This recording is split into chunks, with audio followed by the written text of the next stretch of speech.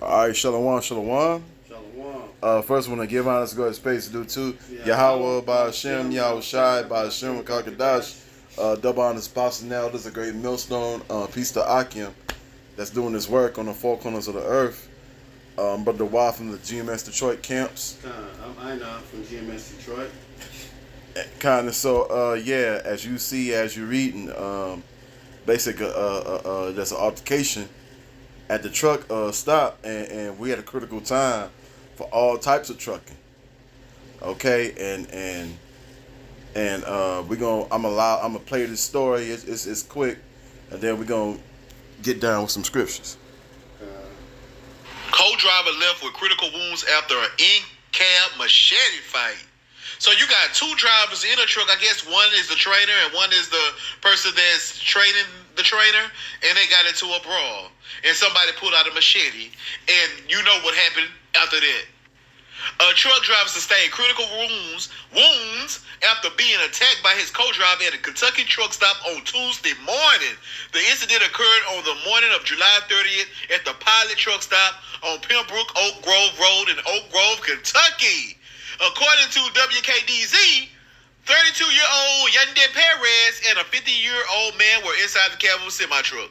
When they got into a fight, Perez attacked the unnamed 50-year-old man with a machete, who sustained critical wounds in the altercation.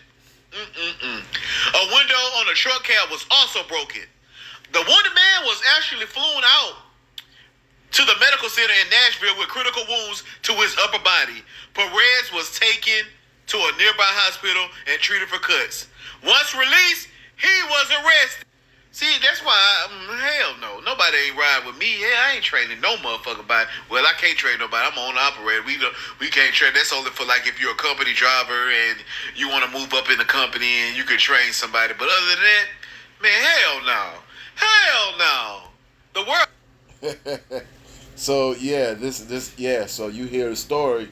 You know, I don't know what the altercation was about, but you got to remember these trucks, especially with the trailers and all that, that stuff is worth a lot of money regardless what's in it. A fully loaded truck with lettuce in it is worth over $1 million. Exactly. There you go. You know, but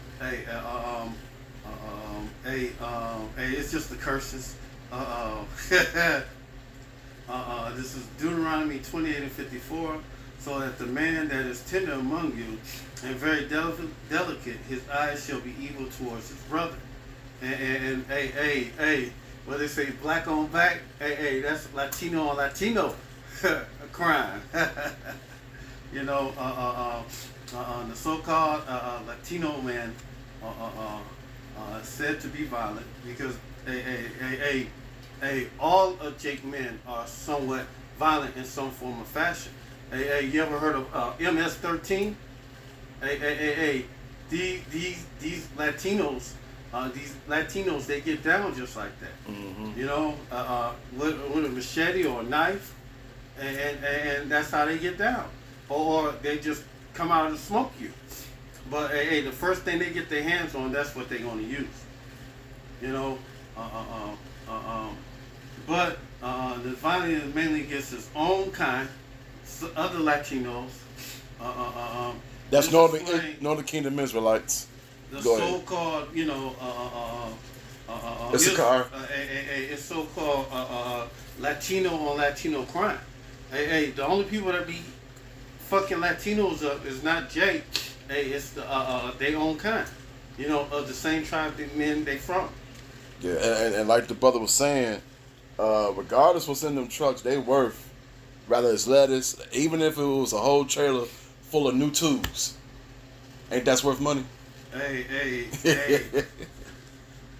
they could have got mad because the other driver. I've been in that situation. I used to be an over-road trucker, and if you with somebody that's hungry like you is, them wheels gotta keep moving. As long as the wheels moving, I'm making money. He's making money. Yeah. You know, I could be asleep and I'm making money. He could be asleep and we making money.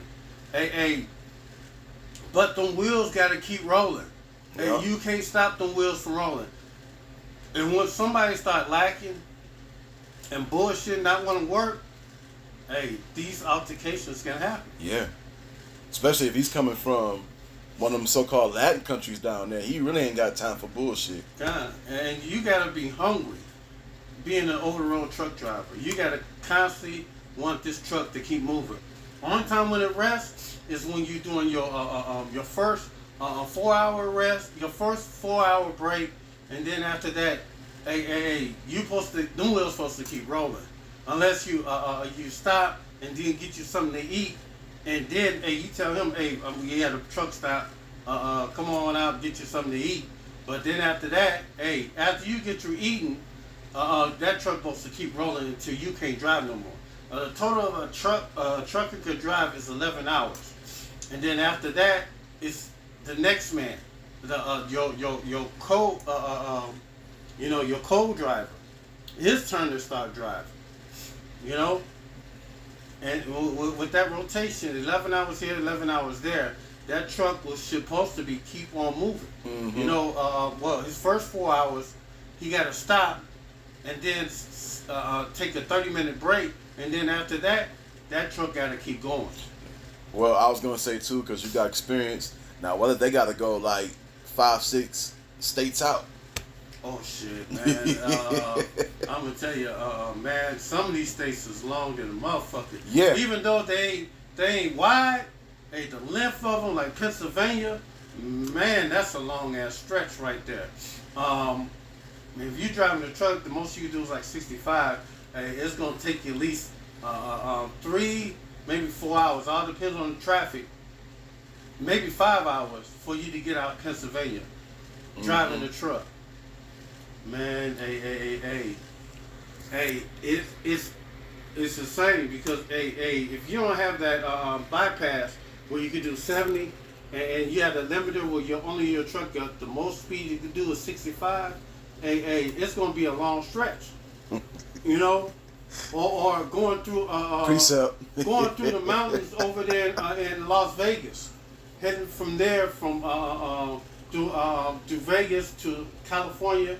And then back around, man, them mountains are a long stretch because they winding roads. They go back and forth. You know, you go up the mountain, then you make a turn, and then you go up the mountain again, then you make another turn, then you go up the mountain, then you start coming down. And if you not, while you coming down on that mountain, you better be doing 25. Mm-hmm. And if you're doing more than 25, hey, them brakes gonna heat up, and man, once them brakes stop losing their traction, hey, you're gonna be a runaway truck. Mm-hmm. Hey, this truck, man, I used to remember seeing trucks smacking against the mountain because these drivers was flying by me. You know, they was flying, they was zooming by me, but I ended up running across them and accident or something. You just gotta really pay attention to the speed. And when a 45-degree angle, declining angle, your best bet is to stay 25 miles an hour. You know, don't go above that. Mm-hmm. Man, man, how much of me out fucking them up, just like they fucking us up. What you got? Yeah, I want to say this as a scenario. A man shall desire to go into a city, and she should not be able to get should be able to go there at all. Because let's say one of them drive his truck, and he really need to make this money, and that motherfucker blocked the fuck off, and he can't get to that motherfucker. He gonna be mad at the motherfucker. That money, that truck. If y'all not,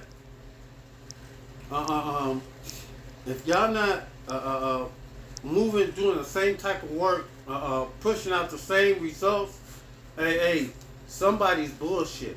And it's affecting your money. Uh-huh. You know? And coming soon, it's going to be more of that. So-called men fighting men of your own kind. Matter of fact, Secretary Ezra said friends should be like enemies. Yep. Coming soon. They've been knowing each other for 30, 40 years. They've been knowing motherfuckers their whole life. Yep.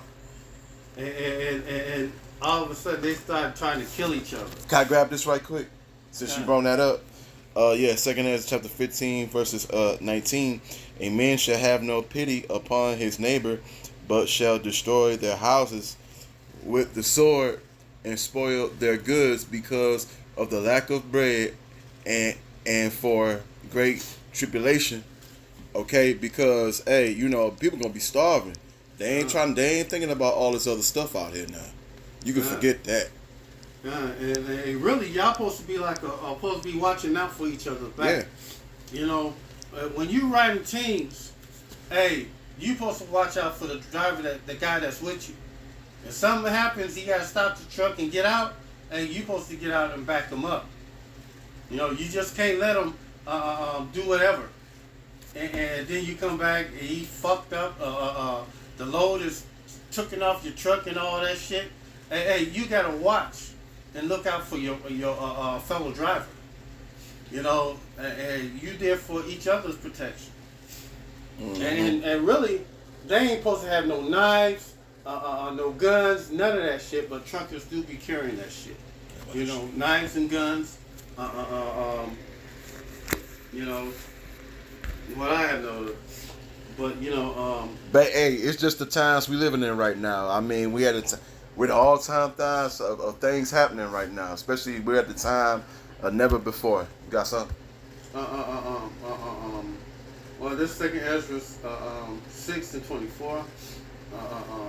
Hey, it's gonna be all out, chaos.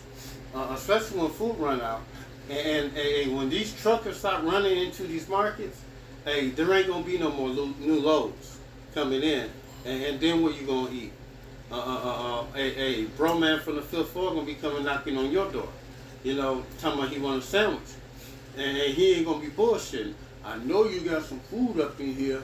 You always eating that good shit, you always throwing parties. I know you got something in your deep freezer, man. And man, when this thing go down, soon, when there's no food in the street, no food in the marketplace, you're gonna be knocking on your neighbor's door, trying to get something to eat. You better hope, Yahweh shall have mercy upon you. Your name is in the book. The scriptures say, my servant shall eat, but ye shall be hungry. My servant shall drink, and ye shall be thirsty. My servant shall sing for joy in heart, and you shall howl for vexation of spirit. Yahweh Bashimi Al-Shai is about to plague this world. Mm-hmm. Suddenly shall the sown places appear unsown, and the full storehouses shall suddenly be found empty. And these warehouses, these storing warehouses where most of these companies get all their goods from. Like Kroger, Walmart, they got their own warehouse supply and a building where they keep all their goods at. And when them things are empty, there ain't shit going to these grocery stores. That's what this scripture is referring to. And the trumpet shall give a sound which every man shall hear. Every man heareth, which when every man heareth, they shall be suddenly afraid. And you know how them air sirens, how they used to play, turn off the lights. And it was like first it was for like warning, telling you about tornadoes, and then they switched it from that to letting you know that when you hear it, hey, you're supposed to go down to your basement and tuck your hand between your knees. Hey, it might be a nuke coming away. You're trying to escape from being hit from it, but there's no escaping when the nukes come. And when every man hear it, they shall be suddenly afraid. And a big bodybuilding type motherfuckers like Arnold Schwarzenegger type of guys, they gonna be like little women at that time. And a lot of them gonna be like little women at that time too, because they starting back up the draft. And who they gonna come get? They gonna snatch up some of these muscle bound guys and make them come out with a gun and see what they can do. They're gonna come get women too. because hey, women ain't you don't want to be equals, right? Feminism, women live. You don't want to be paid and treated like men. So it's only a righteous thing, that the Supreme Court says unconstitutional for the U.S. Army militaries to draft men and not women. So now women's going to get drafted around on women. Right now they're saying men right now, but in a minute they're going to put it on women. Just like in Ukraine, women had gas, and they was fighting along in the war alongside men. And at that time, friends shall fight one another like enemies, and the earth shall stand in fear with those things that dwell therein, and the springs of the fountains shall stand still, and in 3 hours they shall not run. And when they attack the electric grid, no power is going to run. That means no water running into your house. That means no electricity going into your house. That means no natural gas coming into your house. And that means raw sewage going to be backed up into your house because there's nothing stopping it from reverting back into your house. So raw sewage going to enter in your house. If it's a storm or whatever, all that shit coming into your house because it's not being sucked down to the processing plant because everything needs electricity. And once they strike the grid, that's it for everything. All the services that you used to, you're gonna really miss it badly. Going to the market, buy food. Now, you're gonna have to hunt. You're gonna have to, friends gonna fight friends like enemies. Tyrone could be the next meal. What's for dinner? You could be what's for dinner because cannibalism is coming back.